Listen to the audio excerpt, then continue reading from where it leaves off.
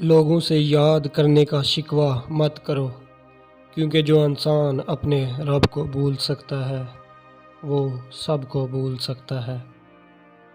دشمنی جم کر کرو، لیکن یہ گنجائش رہے جب بھی تم دوست ہو جاؤ تو شرمندہ نہ ہو۔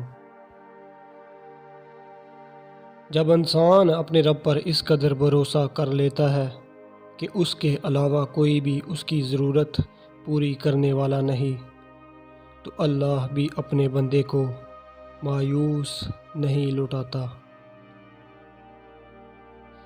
اپنے رب سے دوستی کر لو، یہی وہ ذات ہے جو کبھی آپ کو تنہا نہیں چھوڑتی۔ اگر گھر میں 3 وقت کا کھانا بن رہا ہے، مہمان بھوکا نہیں جا رہا، ضرورت مندوں کی مدد ہو رہی ہے اور اولاد کو تعلیم مل رہی ہے، تو اللہ کا شکر ادا کیا کرو، کیونکہ آپ امیر ترین انسان ہیں۔